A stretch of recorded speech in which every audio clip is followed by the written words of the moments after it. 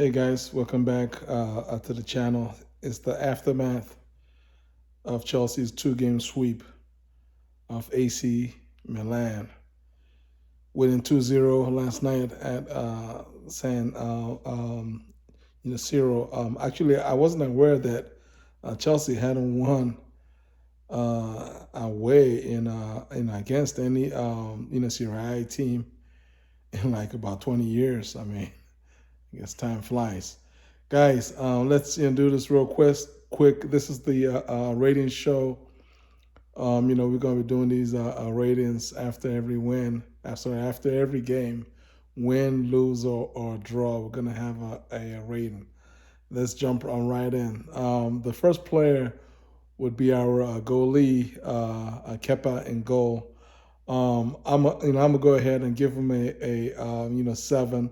He kept it clean in the back, reading the game, doing what we all know that Kepa is strong at doing in terms of reading, understanding, what is happening in front of him, anticipating plays in order to know when to leave his box, leave his line to play the sweeper role. This is one area, and of course his distribution out of the back as a goalie. These are areas where he is head and shoulders against Edward Mendy, and as long as he doesn't make any silly errors. I mean, I'm not saying that Kepa is any kind of great goalie, but if he saves the shots that we expect him and that the manager expects him to save, and obviously, and then hopefully make a few extra saves of the unexpected nature, and then keeps everything safe and clean at the back. I mean, it's going to be tough for Mendy to take that starting job away from Kepa, and that's just the way that I see it. I might be wrong. Graham, Potter might be seeing it, differently. Moving on along, right wing back Reece James, world class James, had another typical James day. Um, Pretty much on a defensive aspect of it, he defended very well against Leal, the excellent forward out of AC Milan, Mr. Leal. So James did his job as a defender there, really good. And then of course he was integral in the play that led to Mason Mount's winning the penalty, because James was the one that released that inch perfect pass that Mount, pretty much and anticipated that pass coming and made that run to get in behind Tomori, who fouled him in the box and just had to give that PK and the red card away in favor of Chelsea. So James, you guys already know James is our boy. We love James. Fortunately, he had what seemed like a knee injury. He went in hard as usual. James only plays on one speed, and that's at 100 miles an hour every time. He went in hard to win a ball, and he landed awkwardly on his right. I believe it's his right knee. Let's just hope and pray, guys. Let's hope and pray that it's not something that's serious. He did try to play on, but the very next uh, episode for AC Milan, Leal, whom he's had in his pocket, was able to pretty much get away from him with a burst of speed, and that obviously was not a good sign. That was not a good sign at all, and soon enough, James pretty much went down and asked for the sub. So I'm gonna go ahead and give James an 8 out of 10. Next up would be Koulibaly. Koulibaly, I believe this is his second straight start under Graham. Potter. He had the start last week on their against Wolves. He was a bit shaky in that game early on, and eventually was able to grow into the game and to help Chelsea win that game 3-0. In yesterday's game, he was slightly slow out of the gates, just slightly, nothing crazy, but yeah, but he found his feet real quick, and I mean he was strong in the back. For me, he was actually Chelsea's best. The offender out of the three central defenders that we had started with. So I'm gonna go ahead and give him an 8 out of 10. I mean, Cooley was good in terms of distributing the ball left foot, right foot. He was great in understanding where the space, when he was the free man, and to use the ball, use his dribble to attack the space in front of him to put the AC Milan team under pressure. Just his overall awareness, his overall the decision making was on point. And of course, there was that one incident where Trevor had a slight error late in the second half, where he made a very clean tackle to win the ball. So yeah, so Cooley gets an 8. The next player would be the old man, Silva, Thiago Silva. Silva, guys, you guys already know Silva plays on the highest level almost every time. So it's like when he just has a quiet day at the office. Silva's quiet day is probably another player's top day. So the bar is so high for Silva.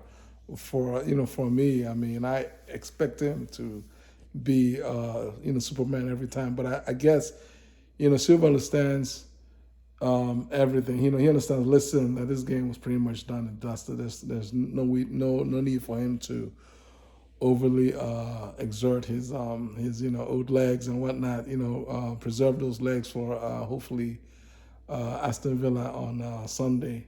He didn't have much to do, but he was very clean. They haven't read everything nice and tidy, as we would expect from Silva whenever he was called upon. He was there basically to tidy things up. No frills, no sweat, no nonsense. Thiago Silva. Yeah, I'll just go ahead and give him a 7. Next in line would be Trevor Chalobah. Chalobah has been in the game since the injury to Fofana, and he's done well. He's done well. He played well. Last night. He defended well. He did have one of his sort of mental errors, if you want to call it that. That every player, especially the young players, every player has that one. Every young player has maybe one little demon that they need to kind of overcome in order to get to the next level. Trevor's own is, in some weird reason, sometimes when an area ball comes to him, that with a better judgment, he could maybe take a step backwards, so that he can use the ball is low enough where it calls for him to use his feet to control. But Trevor, I guess because Trevor is actually very good aerially, so rather than him, any ball he sees in the air, he just tries to attack it with his head, whether it's a high ball, whether it's a super low ball. And sometimes that gets him into trouble, because when the ball is so low, then it's like he has limited options on what he wants to do with that ball once with his head at that low level, even like at a knee high level, or even almost at a foot level. So he's done this last season, I believe, against Liverpool at the bridge and cost Chelsea a goal. And he made a similar error last night against AC Milan. Luckily for him, he was able to use his speed to recover. Also, Koulibaly, as I mentioned earlier, was right back there to sort of help provide him cover. So they're able to bail him out on that error. But I mean, apart from that, I mean I'm not probably making a mountain out of molehill here, because he did make he did play very very well, very tidy. And he's been doing the job. I expect him to continue to start under Graham Potter, especially with Fofana out. Next in line is Chile, Ben Chilwell. Chilwell played well, nothing crazy. I'm just keep that moving. He didn't do anything spectacular. He they offended well, and just linked up play well. Yeah, just go ahead and give Chilwell a 7. Yeah, and Trevor, I believe I didn't remember. I think Trevor also gets a 7 as well. Our midfield, two midfielders, Georgie and Kovacic.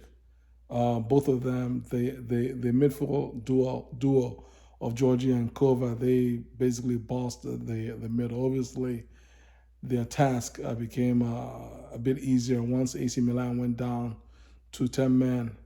But I mean, it's a job that still had to be done, and they did the job in a very professional manner. So I'm gonna go ahead and give Georgie an 8. Of course, he had that penalty, that ice cold penalty. I'm gonna give him that 8/10. Kova, Kova was balling yesterday. Kovacic was balling. He was everywhere. The guy is something else, man, for real. I mean, I would have liked to give him a 9, but I'm going to give him a 8.5. Kovacic is an amazing player, for real. Hopefully, God, by God's grace, Kovacic stays fit. Because if he stays fit, he can be a midfield boss for Graham, Potter. Then moving along, you have our two sort of tens, if you want to call it that. We had Raheem Sterling playing a sort of 10 role, and I may call it a winger, but it's more like a 10 or inside, forward. And then on the other side, you had Mason Mount. And then, of course, let's start with Raheem.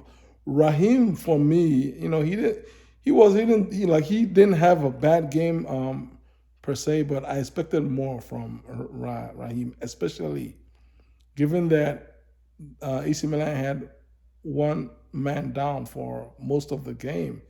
So that means there's extra space. A player like Raheem, I expected him to do more with his pace and his dribbling. I mean, that's really just to use that to put the Milan the defenders under pressure and create things for others. He kind of played it a little bit too safe for me, and I feel like Raheem needs. I mean, I know it's kind of a bit early, but he needs to step up. I'm saying it because I expect more from Raheem. I mean, I might be one of the few the few fans who actually liked like Raheem was one of my favorite players when he was at City. So I'm talking about the Raheem. I know that, yes, he's not a perfect player. He's gonna make his usual errors and so on and so forth. But there's a side of Raheem that if Potter can actually get him playing at his best possible level, Raheem can take Chelsea to the next level. You can save this video. He can help us by scoring goals. He can help us by creating assists, and he can help us by creating spaces for others to create assists and score goals. So Raheem is a very crucial player for Chelsea to challenge. I mean, not just for top four, but to basically push those to push us to get closer and hopefully get beyond those clubs that are in front of us in the league. So Raheem, I'm gonna go ahead and give him a 6.5. Not that he was any kind of poor player, but he played just below, like quite levels below his capability. And so I'm hoping that he can improve. Of course, then on the other side was Mason Mount. Mason Mount, guys. Has there ever been a player who ever played 45 minutes of action and one man of the match comfortably? 45 minutes in a Champions League game against AC Milan at the San Siro, with the crowds yelling, and he won man of the match in 45 minutes of work. That's an amazing boy, amazing player, amazing baller, right? He obviously had that play where he won the penalty. Then he had the amazing assist to Aubameyang, and then in between and after that he was just all over the place. Mason Mount is a player who plays with his heart on his sleeves. He's always switched on, even when he's not having a good day at the office. And one thing that you can count on Mason Mount is that he's going to fight for his team. He's always going to fight for his team. And, he does give me a Frank Lampard vibes from that, consideration. Not in the goals. He's going to score goals. I know Mount will eventually score. He can score with his left and right foot because he's a supremely talented player. But when I'm talking about Frank Lampard, when Lampard was at Chelsea in the big games, good Lord have mercy, Lampard was always mentally switched on, guys. Lampard was a warrior. He warrior first and then score goals later. That was Frank Lampard. He was always ready for the big game. Now, it doesn't mean that he's going to have always played well in the big game, but he was always ready to leave everything on the field for the big games, for the biggest games. And that's what I get out of Mason Mount. So, guys, Mount was voted man of the match, and he deserved it. Okay. And then the last player in the first 11 was, Aubameyang. He scored a goal in his third straight start. So he's had like 3 goals in his last 3 games. Aubameyang is rolling. And the more sort of impressive stat there is like he's only getting like 2 shots. Aubameyang is only getting 2. He's averaging 2 shots a game, guys. He's not even getting chances, man. It's not like he's like Chelsea's creating all these chances for Aubameyang to actually score. It's just that he's been clinical, and that is why Todd B had to go out and pull that trigger and bring in Aubameyang from Barcelona. And if y'all, I'm gonna go ahead and leave the video that I made when he was signed. This is the striker that we need to know. Who knows where the back of the net is? That's what we need. It's not that the balls are there. You all saw that the goal that he scored in the first game against AC, Milan, that James, sent that cross in. And Aubameyang went there just with the anticipation that Tomori will, not might, that he will. He assumed he was going to miss the ball because for him to be perfect on the finish, I'm talking about the game that Chelsea won 3-0.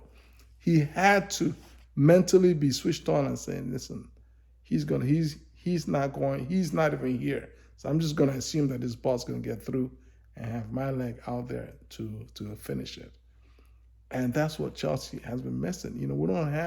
We haven't had any sort of pure goal, scoring folks that have that instinct. Diego Costa, Didier Drogba type folks that have the instinct, understanding where the ball is gonna be before the ball, long before the ball gets there. You have an idea. You can visualize.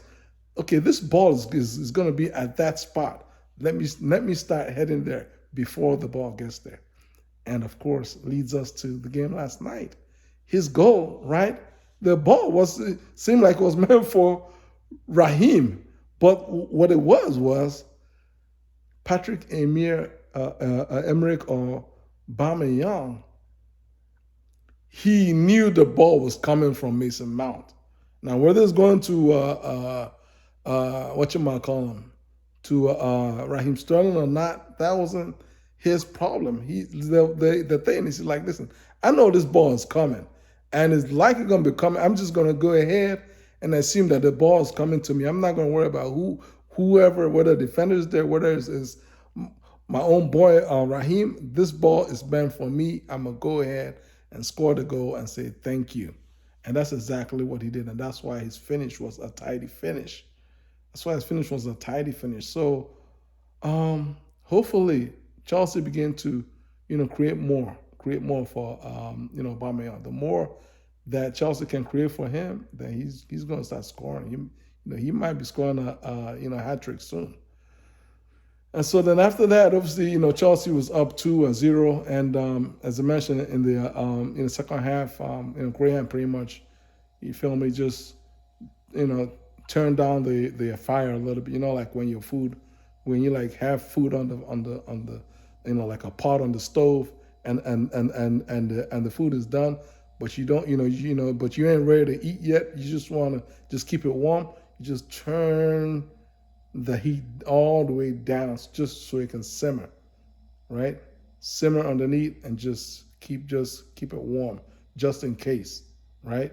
Just in case if you need it to get right back too hot, you turn that joint right back up. So in this case, you just turned it right down, and there was no need to turn it. And so that's what happened.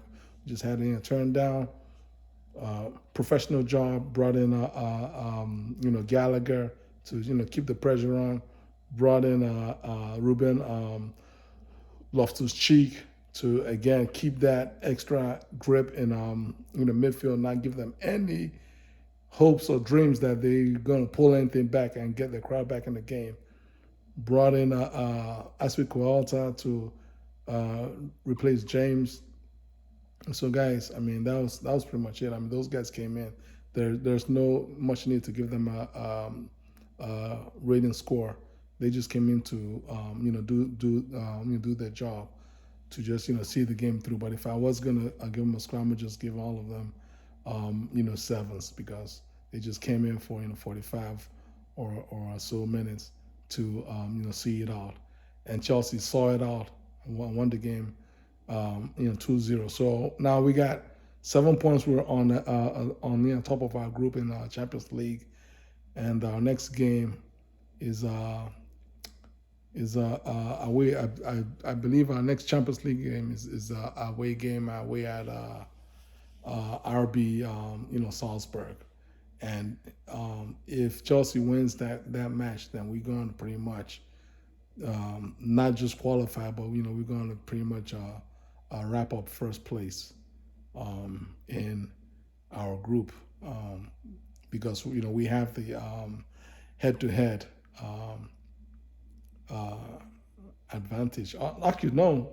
I mean, we're not. We'll qualify, but won't wrap up pending the result of AC Milan. Because if AC Milan unexpectedly, if we win that game and AC Milan unexpectedly loses to Zagreb, then Zagreb is going to be on 7 points. And remember, we already lost to Zagreb, and so they have the tie break on Chelsea, and they'll be 3 points on behind Chelsea. So but yeah, let's not. It's a bit too early to do all of that. Chelsea is in good shape.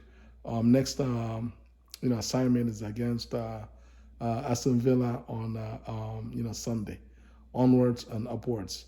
Please share this video, subscribe to my channel, and like and comment below. Take care. God bless you all. Peace.